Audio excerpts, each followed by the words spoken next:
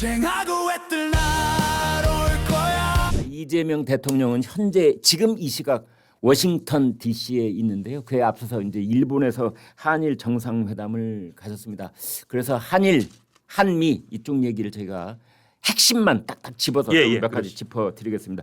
먼저 이시바 총리 만난 건 어떻게 됐어요?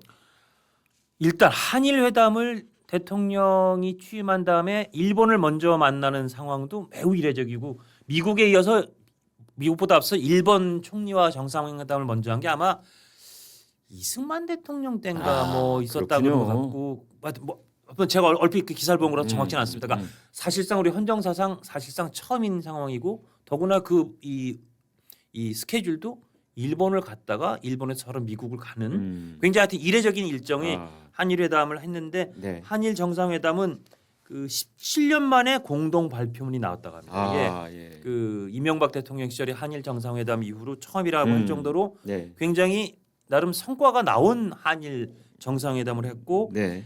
김대중 대통령 시절에 이제 그 오부지 총리하고 김대중 오부지 선언이 네. 있었고 당시에 어떻게 보면 김대중 대통령이라고는 진보 진영에서 처음 배출한 대통령이니까 오히려 역설적으로 가능했던 것처럼 김대중 대통령이 사실 예상을 뒤엎고 굉장히 일본에 대해서 조금 개방적이고 굉장히 그야말로 전향적인 태도를 보였고 그 연장선상에서 나왔던 김대중 오부지 정신 이걸 계승한다라는 발표가 나왔다는 게 일단 성과가 있다라고 보이고 이재명 대통령이 사실은 그 전에 매우 이 반일 강고한 반일 노선을 보였던 그래서 이재명 대통령이 당선되면 한일 관계가 또 삐그덕하지 않을까 그런 시각이 있었지 않았습니까? 그런데 위안부 합의 징용 배상안 이걸 아마 이재명 그 정치인 이재명이 대통령이 당선되면 이 부분을 뒤집을 것이다라고 했는데 위안부 합의 징용 배상안 이것도 유지 쪽으로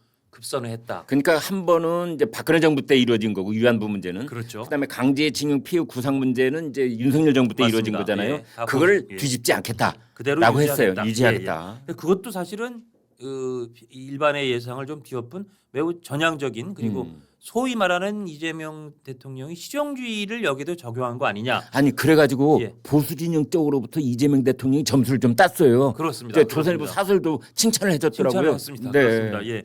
그래서 초반에 이재명 대통령이 경제라든지 인사에서 실용을 하다가 사실 어느덧 실용이 다 그냥 증발돼 버리고 언제 실용을 얘기했으나 싶을 정도로 뭐 여러 가지 정책들도 그렇고 사람 쓰는 것도 그렇고 뭐 결정적으로 뭐 조국 윤미향 사면 복권 때도 그랬는데 이번 한일 정상회담 오랜만에 그래도 맞아 이재명 대통령이 실용을 내걸었었지 실용을 다시 오랜만에 하나보다라는 좀 점수를 얻었던 반면에 이제 소위 진보 진영에서 어떤 얘기가 나올까를 굉장히 궁금하게 만드는 그런 대목입니다. 어쨌든 한일 정상회담은 그렇게 실용적이고 조금 전향적으로 했다. 아마 근데 이게 김 선배가 더 잘 아시겠지만 지금 트럼프라고 하는 그 전에 정말 20세기까지 그리고 21세기 이 시점까지 못 봤던 지도자가 일기 때보다 더 강한 이기 세계적인 세계 독재자처럼 보이는 트럼프 대통령이 뭐 거칠없는 무역 칼날 앞에서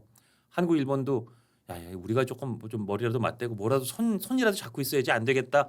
아니면 정말 각자 도생하다가 큰일 나겠다라는 위기감도 작용하지 않았을까 싶긴 합니다만 어쨌든 한일 그 양국이 비교적 미래지향적이고 상호 호혜적인 공동 이익을 함께 협력해야 한다는데 인식을 같이 했다라는 발표문이 공개가 되는 그런 상황으로 한일 정상회담은 마무리가 됐습니다.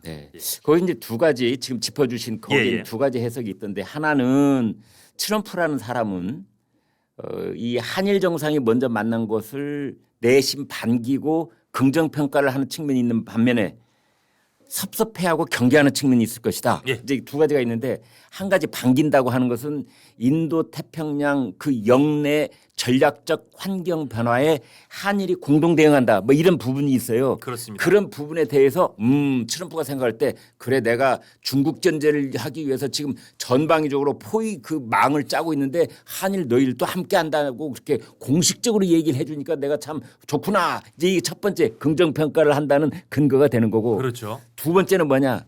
트럼프는 어떤 경우도 1대1로 하고 싶어 하지 상대 측이 지들끼리 뭉쳐가지고 뭔가 쏙닥쏙닥 거리는 걸 안 좋아해요. 되게 싫어하죠. 네, 되게 싫어요. 싫어하죠. 그래서 네.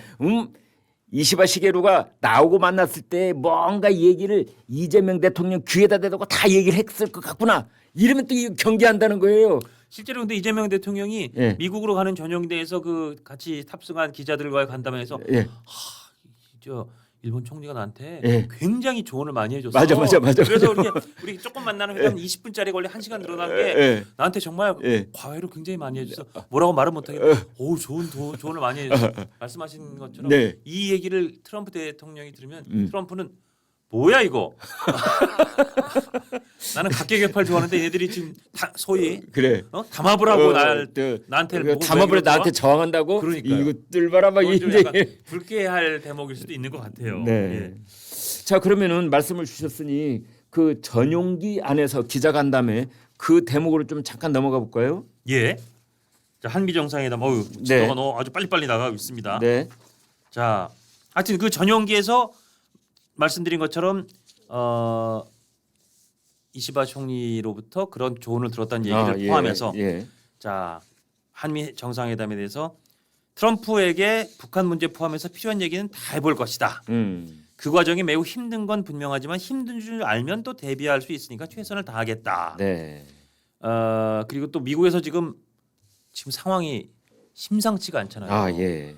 이따도 말씀드리겠지만 아니 한일 정상회담을 하는데 정상회담에 배석하는 넘버원 제일 무조건 1번으로 배석해야 될 사람이 늘 외무부 장관, 외교장관이잖아요. 네. 근데 우리 조현 외교부 장관이 한일 정상회담 배석을 안 하고 허겁지겁 미국으로 뛰어가는데 심지어 직항편도 못 깨서 경유편으로 막 꾸역꾸역 가고 애틀란타인가 경유했다고 그래요. 네. 가서 그리고 루비오랑 만나는 일정도 확정이 안 된 상태에서 막 그냥 허겁지겁 제대로 신발도 못 신고 네. 막 바지춤을 올리면서 가는 모습을 보니까 이거 심상치가 않다 그랬는데 아니 지금 모든 지금까지 이건 박정희 대통령, 전두환 대통령, 노태우 대통령 시절부터 대통령이 외국 순방, 외국 정상회담 나서면 국내를 챙기는 가장 실무 최고 책임자는 비서실장이에요. 그렇습니다. 청와대 비서실장이 비서실장은 서울을 지켜야죠. 서울 지키는 거잖아요. 예. 근데 그 비서실장마저도 지금 청와대 대통령실에 있는 비서실장이 소위 그 3실장이라 그래서 정책실장 그다음에 안보실장 있잖아요. 이 세 사람이 지금 한꺼번에 다 미국으로 뛰어가. 강훈식, 유성락, 그다음 김용범. 예. 이런 일은 처음 봐요. 처음 봐요. 헌정사상 네. 처음이죠. 네. 이럴 정도로 비서실장까지 가야 될 정도로 좀 상황이 심각하지 않다. 뭔가 지금 미국이 엄청난 걸 본질적인 문제 제기 내지는 본질적인 압박을 하고 있기 때문에 가고 있다라는 좀 우려가 있지 않습니까? 그래서 지금 몇몇 언론기관이 보도하기를 이 조율이 잘 안 되면 회담하지 말자. 그러니까 라는 얘기가 백악관 쪽에서 나왔다는 거 아닙니까? 그게 사실은 지난주 주말 금요일만 해도 예. 어디 이름을 못 들어본 그 매체 같은 데서 네. 그 백악관 쪽에 그런 움직임이 있다. 네. 뭔가 어떤 보고서를 이 싱크탱크에서 냈는데 이건 이재명 대통령과 한미 정상회담을 좀 엎어야 된다는 것처럼 그리고 엎어야 되는 핑계는 이렇게 돼서 우크라이나나 좀 이런 국제 정세가 그러니까 해서 이런 핑계로 엎어라라는 보고서가 들어갔다. 그래서 보고서 때문에 지금 난리가 나서 허겁지겁 한다는. 근데 그건 사실 굉장히 믿을 만한 뉴스가 아니었기 때문에 우리 대통령실에서도 거기에 대한 논평 자체를 안 했고 주요 그 레거시 언론에서 다루질 않았는데 사실은 오늘 이제 중앙일보라고 하는 굉장히 주요 언론 중에 하나인 중앙일보에서도 일단 이 정황은 이거예요. 3,500억 달러 우리 그때 그 관세 협상 투자 펀드 얘기 있었죠. 총 3,500억 달러를 문서화해라. 그러니까 문서화 갖고 여기다 날인하고 여기다 도장을 제대로 찍어라라는 이 압박이 거센데 말씀하신 회담 취소까지 걸어냈다는 얘기가 나온 거예요. 한미 정상회담 같은 이런 중요한 이벤트를 대통령은 심지어 일국의 대통령 비행기 타고 오는 이 와중에 회담 취소까지 거론됐다는 거 자체가 보도된 것만으로도 이거는 상황이 정말 간단치 않은 거죠. 근데 이 얘기가 진짜 나온 겁니다. 아니 그래서 저희가 지금 사진을 준비해 놓고 있는데요. 그 이재명 대통령이 이제 이 워싱턴 D.C. 앤드루스 공군기지 공항에 내렸습니다. 내렸는데 거기에 미국 쪽에서 누가 마중을 나왔는지 그게 지금 뭐 확실하게 보도가 안 되고 있는데 부의전장이 나왔다. 데비 존스 부의전장이고 조슈아 킴이라고 하는 대령급이 나왔답니다. 아, 우리는 그 당연히 일찍부터 한일 정상회담 배석 못하고 허겁지겁 가 있던 조현 외교부 장관 당연히 나와 있고 지금 주미대사 아직 정식으로 그 강경화 지명자가 네. 아그레망 못 받고 했으니까 이준호 주미대사 대리 내외가 나왔다고 하는데 아무리 실무회담이라고는 해도요. 네. 그리고 우리 정부는 제 기억에 우리 저 대통령실 대변인은 실무회담이 아니라 공식 실무 방문이다. 네. 그렇다면 사실은 아주 실무 방문보단 공식하고 실무 사이 중간급이라고 얘기했었는데 부의전장? 지금 부의전장하고 어느 기사에 바로 열고 의전장 직무대행이니까 지금 의전장이 혹시 공석 중인지 그건 확인을 못했는데 어쨌든 네. 부의전장하고 대령급 정도가 나왔으면 저는 일국의 대통령이 특히 취임 후 첫 방문이고 더구나 혈맹이라고 하는 한미 동맹의 한 당사자 한 축인 대한민국 대통령 방문에 저는 저 사진 볼 때 조금 의전이 소홀한 것 같아요. 그리고요, 그 미국 방문하기 전부터 예. 우리가 미국이 이재명 대통령을 어느 정도로 대우를 할까라는 그 척도 중에 하나가 워싱턴에 있는 백악관의 공식 영빈관이 있습니다. 그게 블레어 하우스인데 그렇죠, 블레어 하우스. 블레어라는 이름을 가진 패밀리가 오랫동안 소유하고 있던 가옥을 이제 미국 정부가 사들이고 주변 구역도 사들여 가지고 이제 꾸며놓은 영빈관이에요. 그렇죠. 그 이제 블레어 하우스에 묵을 수 있을 것인지 예. 블레어 하우스에 묵으면 예. 이제 비록 실무 방문이라고 하더라도 어느 정도는 대우를 하는구나 이렇게 이제 우리가 짐작을 할 수가 있는데 이번에 이재명 대통령이 블레어 하우스에 묵지 않고 백악관에서 가까운 호텔에서 묵게 됐다라고 예.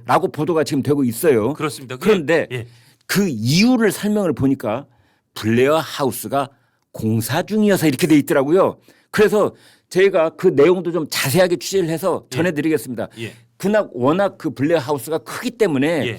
그 중에 방 한두 개를 고치고 있는데 그걸 공사 중이라고 한 건지 예. 아니면 전부 다 가림막 치고 대대적인 보수 공사를 하고 있는 건지 그것도 참 궁금해지는 대목이에요. 예. 어디서 어디까지 공사를 하고 있어서 그렇게 뭐 핑계는 이제 공사 중이어서 이렇게 핑계를 댔더라고요. 예, 예. 그 내용도 좀 소상하게 저희가 파악하는 대로 전해드리겠습니다만은 아무튼 야 블레하우스에 결국은 묵지 못했구나 이런 생각이 들어요. 근데 이것도 좀 더 확인한 다음에 말씀을 드려야 되긴 하겠지만 그 전에 왔던 네타냐후라든지 최근에 미국을 방문했던 정상들이 제가 알기로는 블레하우스에 묵은 거로 전 아니 그런 그럼요. 기사가 있거든요. 네. 그때 이름들이 쫙 나와 있어요. 맞습니다. 그리고 이번에 대통령 이재명 대통령이 블레하우스에 묵을지 못 묵을지가 확정이 안 된 상태에서도 제가 알기로는 대통령실 관계자는 지금 블레하우스가 워낙 이 정상 저 정상들이 많이 찾아와서 좀 자리가 좀 차 있기 때문에 아마 다른 데 묵더라도 그런 이유이다라는 식으로 전 설명한 거로 제 기억에 따르면 그렇습니다. 네. 그러면 이것도 만약에 제 기억이 맞다면 블레하우스에 못 묵게 된 것도 미국 측에서 상당히 의전을 소홀히 하거나 조금 이재명 대통령의 방미 내지는 정상회담을 적극 환영하지 않는 시그널인데 네. 그걸 또 마치 아까 그 북한군이 분계선 넘어온 거를 수명이라고 조금 축소하듯이 이게 공사 중이라서 내지는 거기가 꽉 차서라고 조금 축소 내지 분식하는 건 아닌가? 그것도 한번 지켜볼 대목입니다. 그러니까 이제 이런 경우 어찌됐든 저찌됐든 예. 우리나라를 대표하는 국가 정상이잖아요. 그렇습니다. 네, 그래서 사실은 이런 뉴스를 말하면서도 우리가 자존심이 상하는 건 뭐 그건 피할 수 없는데 예. 그런데 트럼프 대통령이나 트럼프 정부가 지금 이 내일 이제 월요일 날 있을 한미 정상회담 때 뭔가 그 의제를 놓고 강하게 압박을 가하려고 일부러 지금 이런 짓을 하고 있는 건지 아니면 예. 트럼프 대통령이 그냥 개인적으로 이재명 대통령에 대한 신뢰도가 워낙 형편없기 때문에 이러는 건지 예. 참 궁금해지는데 참고로 여러분 윤석열 대통령이 2023년에 미국을 방문했을 때 예. 그때 공항에는 누가 나왔었느냐 예. 커트 캠벨 인도 태평양 조정관 예. 그리고 에드가드 케이건 선임 보좌관 이렇게 그 이 백악관의 아주 중요 그 직책을 담당한 사람들이 나와서 예. 그 마중을 했습니다. 그거와 비교해봐도 부의전장하고 거기 이게 앤드루 공군 기지니까 아마 거기에 소속인 뭐 대령급의 나름 거기선 고위 간부겠지만 나온 네. 거는 확실히 당시에 비해선 의전이나 대우 예우가 조금 떨어져 보인다. 네. 그건 부인할 수 없을 것 같습니다. 그리고 제가 저 쨍하고 해뜰 달에서 말씀드린 것 같습니다만 사실은 이재명 대통령 처음 당선되고 그때 논평 관련된 얘기가 나왔을 때 예. 그때 지금 제가 좀 이걸 찾지 못합니다만 뜬금없이 대통령 당선을 축하한다. 이 백악관의 하여튼 이 공보 관련된 관계자 논평이었는데 네. 거기에 기억하실 거예요. 네. 근데 하여튼 앞으로 세계에서 이 중국의 영향력이 어쩌고 저쩌고 하는 것을 막아야 된다는 얘기가 거기 맥락과 별로 상관없이 그 이재명 대통령 당선에 관한 이 관계자의 얘기에 들어가 있었거든요. 네. 그래서 아니 왜 갑자기 그 저희 시청자들께 다 기억하실 거예요. 제가 여기 찾았습니다. 예. 그 이재명 대통령 당선에 대한 관계자 답변에서 한미 동맹은 철통까지 유지된다. 한국이 자유롭고 공정한 선거를 치렀지만 전 세계 민주주의 국가들에 대한 중국의 간섭과 영향력 행사에 대해 미국은 여전히 우려하고 반대한다. 너무 뜬금없잖아요. 그러니까 그래서 그거는 백악관은 이렇게 보고 있다. 이재명 대통령 당선자가 친중 성향을 가졌다고 우리는 판단하고 있다. 그래서 우리가 경고한다.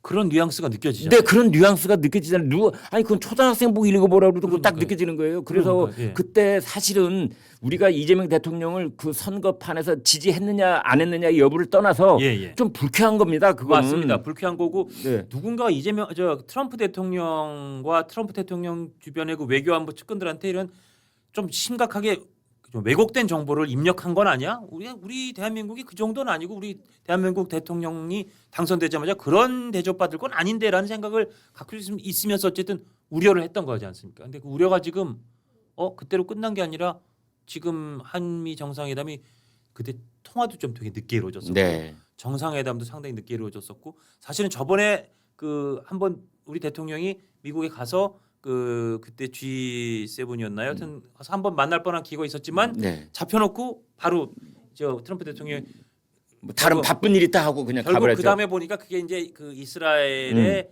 그 이란 폭격이라는 큰 이벤트가 있었으니까 뭐 그럴 수도 있겠다 싶긴 하지만 한번 잡았다가 한번 또 그런 적이 빠그라졌었고. 있었죠. 네. 근데 또 그다음 나토 때는 우리 대통령이 그걸 안 가는 바람에 또 만날 기회가 수포로 돌아왔었고 하면 와중에 하면서 이게 트럼프 대통령의 이재명 대통령에 대한 인식을 좀 부정적으로 내지는 좀 차갑게 바꿔놓은 건 아닐까 그런 징후들을 보는 것 같아서 걱정입니다. 블레하우스는 지금 확실히 못 먹는 거로 확정된 거죠. 지금. 네. 이것도 제가 지난번에도 기사를 보니까 그 전에 우리 대통령들이 뭐 문재인 대통령도 가시고 뭐 박근혜 대통령도 가시고 다 갈 때마다 뭐 어떨 땐 국빈 방문, 어떨 땐 실무 방문, 어떨 땐 공식 방문 이렇게 격이 달랐지만 사실은 미국 의전은 아마 이렇게 되는 것 같아요. 실무 방문은 블레하우스 안 준다. 네. 근데 공식 실무 방문부터는 블레하우스를 준다. 그 공식 실무 방문은 한 2박 정도를 해주고 네. 국빈으로 가면 3박을 거기 시켜준다. 이렇게 아마 프로토콜이 돼 있는 것 같아요. 네. 근데 우리 대통령이고는 실무 방문이었던 그게 지금 어느 대통령인지 이제 정확지 않은데 실무 방문 갔던 우리 대통령도 블레하우스에서 2박을 했었을 네. 정도로 한미 동맹이잖아요. 네. 근데 지금 이재명 대통령이 강유정 대변인 발표에 따르면 공식 실무 방문인데도 블레하우스에서 네. 숙박하는 거를 이게 합의가 안 됐다. 이거 홀대 같아요. 그러니까 그 공식 실무 방문 official working visit. 예. 네. 이렇게 돼 있는 건데. 예. 그렇다면 이게 지금 뭔가 이 첫 단추부터 네. 삐그덕 되는 건 아닌가. 아무튼 저희가 보기에는 지금 대통령실 출입 기자들한테 어떤 프레스 가이드를 주고 있는지는 몰라도 대통령이 어디 묵는다는 거에 대한 공식적인 보도가 거의 눈에 안 띄어요. 안 나와요. 네. 블레하우스를 쳐서 검색해도 며칠 전 보도가 나오지 최근 게 안 나오고. 그러니까 있어요. 블레하우스에 묵게 됐다면 아마 그것도 보도를 당연히 했겠죠. 그 자료에 다 포함되어 있을 거예요. 그럼요. 근데 그게 없으니까 인근 호텔에 묵는다는 것도 보도가 안 돼 있고 저희가 어디서 취재하다가 이제 찾아낸 걸 지금 저희가 말씀드리고 있는 그런 상황입니다. 아무튼 이번에 그 한미 정상회담 이재명 대통령하고 트럼프 대통령 가장 뜨거운 핵심 그 의제 중에 하나가 이른바 쌀 수입 개방 그리고 또 하나는 이제 쇠고기 수입 확대 이 두 가지입니다. 이 두 가지를 기내에서 그 기자 간담회 때 기자들이 물었어요. 그랬더니 이재명 대통령이 일방적으로 바꾸자고 하는 것을 우리가 쉽게 바꾸자니까 바꾸겠습니다라고 할 수는 없다라고 그렇습니다. 대답을 했는데 이것은 그러니까 쌀과 쇠고기 이건 양보하지 않겠다라는 뜻을 간접적으로 표현한 게 아니냐 이제 이렇게 보여져요.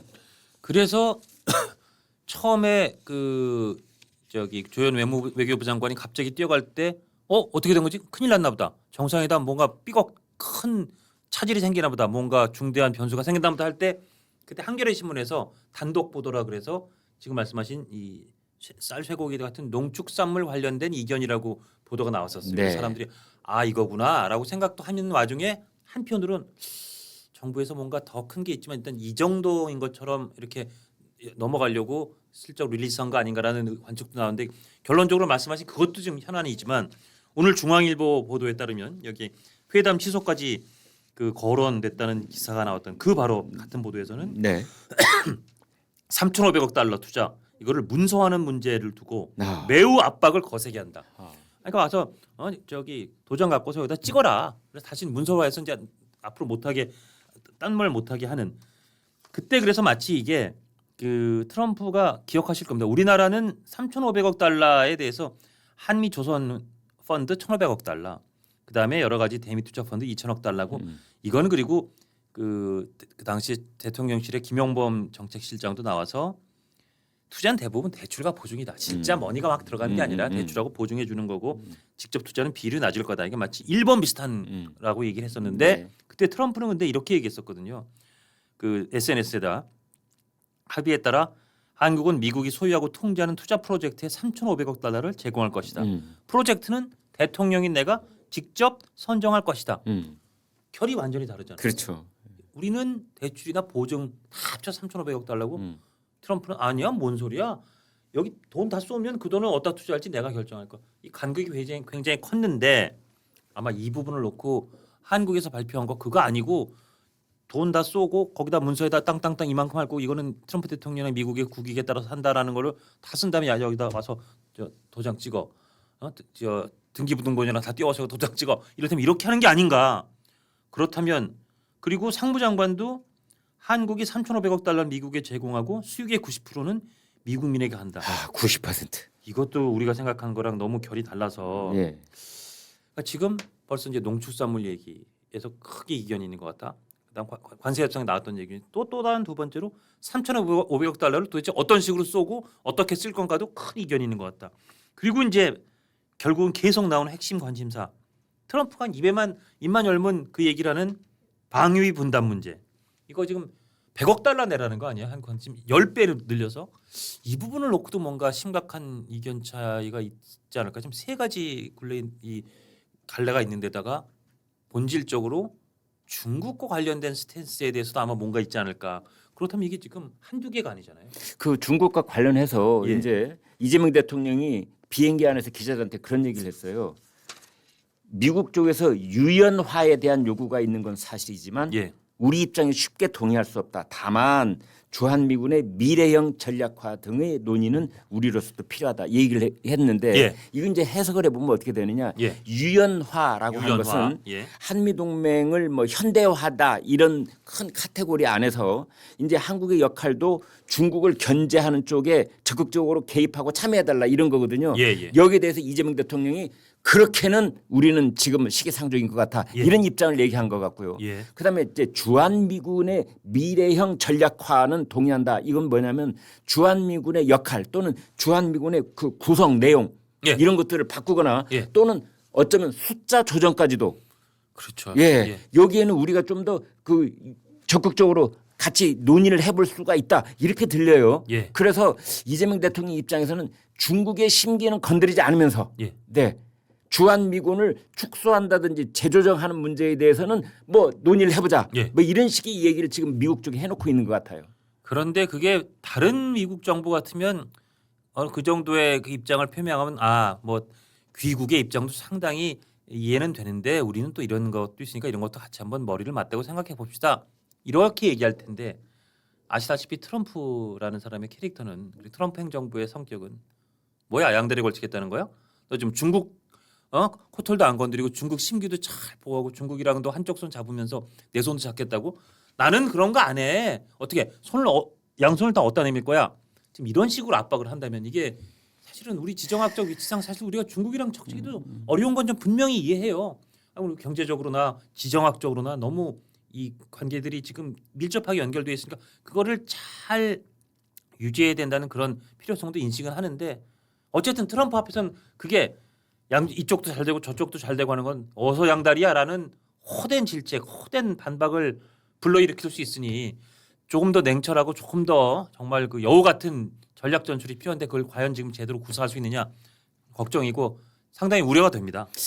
아까 말씀하신 그 문서화 이것도 이렇게 제가 들어보니까 사실은 이 동맹국이나 우방국들 사이에는 정치적 합의를 할 때가 많고 그건 예. 이제 포괄적이고 그렇지만 약간은 유두리라고 할까요? 예, 예, 이제 예. 여지를 좀 남겨놓는 거거든요, 사실은. 예, 그래서 예. 3,500억 달러의 투자 펀드 조성. 예. 그럼 그 이제 운용을 어떻게 할 것이냐? 예. 거기 수익이 나오면 그걸 어디에 얼마만큼 돌아가게 할 것이냐? 이런 그렇죠. 거는 앞으로 이제 그 환경 변화에 따라서 이제 재조정할 수 있다 이렇게 되는 건데. 소설로 열릴 결말 같은 거죠. 그렇죠. 예, 그런데 이걸 갑자기 문서화한다. 이건 뭐냐면은 친구 사이에 야 돈 좀 꿔줘. 그래 알았어. 그래 얼마 이렇게 이제 약속을 하는데 이게 친구가 아닌 사이 차용증 써. 차용증. 예. 차용증 쓰는 정도가 아니라 야 공증 받으러 가 공증. 그렇죠. 이거잖아요. 형제끼리 그러니까요. 형하고 동생하고 야 급한데 나 3천만 원만 좀 어떻게 융통 좀 해줄 수 있어? 그러면 그냥 빌려주는 거지. 차용증 써. 공증 받아. 지금 이제 그게 뭐냐면 큰 틀에서의 정치적 합의 이걸로는 안심이 안 되니 협정문서 비슷하게 아까 말씀하신 걸 인감도장 가지고 왔어? 이재명 대통령 인감도장 조현 외교장관 인감도장 사려놔 인감도장 찍고 인간 사인하고 증명서 갖고 왔어. 뭐 이런 거죠. 지금 그렇게 하겠다는 그러니까요. 건데 예. 우리는 그렇게는 곤란하다. 곤란하다. 예. 예. 그래서 그 대목에서 야 그럴 바에자 이번에 이 회담 파토내자. 이제 이게까지 나왔다는 거죠. 중앙일보 취재에 따르면 그런 회담 취소의 기류까지 있어서 그냥 우리 저 외교부 장관부터 시작해서 지금 대통령실 3실장까지 다 뛰어가는 그런 급박한 이 상황, 긴박한 상황이 연출됐다. 그 얘기입니다. 네. 그 중에 또 이제 예. 하나 이 새롭게 그 용어가 하나 나온 게 있는데 집단적 부담 분담 증가. 부담 분담 같은 말을 비슷한 말을 반복한 게 아니고요. 부담 분담입니다. 예. 버든 부담은 버든 등에다 짊어지고 예, 있는 예, 것. 예. 그다음에 분담은 쉐어링. 쉐어링. 예. 그래서 컬렉티브 버든 쉐어링. 예. 이걸 이제 미국 쪽에서 주장하고 있다는 거예요. 예. 그거는 이제 국방비 증액. 예. 그다음에 주한 미군에 관한 돈도 더 내. 그래서 지금 트럼프가 입에 올려놓고 있는 것은 우리가 매년 한 10억 달러쯤 부담을 하는데 이걸 100억 달러로 올려라. 참. 이걸 지금 어디 선에서 얼마만큼 예. 타협을 할 수 있을지 예. 그것도 큰 관심 중에 하나입니다. 그래서 그때 우리가 관세 협상을 방위비 분담하고 띄어서 해놨던 거가 우리가 전략적인 협상 전략으로 잘한 거였는지를 놓고도 조금 이론이 있는 게 네. 어차피 할 거면 좀 시간이 걸리더라도 아니면 조금 힘들더라도 방위비 분담까지 같이 한 큐에 했어야 조금 더 우리한테 그래도 덜 불리한 결과가 나오지 않았을까. 왜냐하면 지금 관세 협상 약간 두루뭉술이하게 해놓고 이거는 기본 출발선 해놓고 다시 가만히 있어봐. 그때 너희가 얘기한 한국 측이 얘기한 그거 말고 우리는 트럼프 대통령 원하는 거로 이만큼을 더 넣어야 돼. 거기다 자 방위비 얘기는 아직 안 했지. 자 방위비 해야지. 이러면 사실은 우리의 마지노선, 우리의 출발선은 완전히 다시 또 뒤로 밀리는 상황이 되는 게 아니냐. 그래서 걱정입니다. 이번 한미 정상회담을 보는 우려의 시선이 그래서 나오는 게 아닌가 싶은 생각이 듭니다. 네. 그래서 그 미국의 싱크탱크 국제외교그룹 ICG라는데 이 크리스토퍼 그린이라는 컨설턴트가 뭐 이런 얘기를 FT에다 했대요. 파이낸셜 타임스에. 네.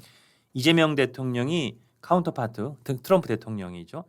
카운터파트에게 몇 가지 자랑할 거리를 주고 평판이 손상되지 않은 채 워싱턴을 벗어날 수만 있다면 상당한 성취로 봐야 할 것이다. 이거는 조금 제 말로 제 식으로 뇌피셜로 해석해드리면 망신만 안 당하고 나와도 정말 큰 다행이다. 약간 그런 뉘앙스잖아요. 네. 이번 한미 정상회담을 보는 제3국의 전문가들의 시각은 야 이거 정말 다음 대한민국 대통령이 아주 망신살 뻗치고 잃을 건 줄 건 주는 대로 주고 망신만 당하고 올 수도 있어. 그러니까 트럼프 대통령은 이제 월요일 현지 시간으로 월요일 오전 회담이 예. 지 마음에 안 차면 점심 약속 취소해버려. 그렇죠. 그런 스타일. 나는 이 사람하고 같이 마주 앉아서 겸상하기 싫어. 아니 그랬잖아요 젤렌스키도. 맞습니다. 네. 그때 뭐 제대로 뭐 정장 안 입고 네. 옆에 있던 측근들이 루비오 이런 사람이 막 망신 주고. 그래 서로 언성 높이다가 언성 높이고. 결국은 점심이 예정돼 있었는데 그거 취소해버렸잖아요. 남아공 대통령 갔을 때는 사실은 그게 사실관계 틀린 거로 벌어졌지만 팩트가 틀린 거로 밝혀졌지만 큰 화면에 띄우면서 저 봐라. 네. 흑인들이 저기 백인을 막 사살하고 있다. 네. 그게 사실은 양국 정상 간에는 있을 수 없는 일인데 트럼프라는 사람의 특성은 캐릭터는 그런 걸 막 하는 사람이니 그러니까 또, 그거를 이제 만약 그런 돌발 상황이 그런 벌어질 돌발 상황이, 경우에 이재명 대통령이나 거기 배석하고 있는 우리 정부 관리들이 예. 그걸 어떻게 대응을 하고 예, 예. 어떻게 넘길지 참 걱정입니다. 쟁하고 애들 날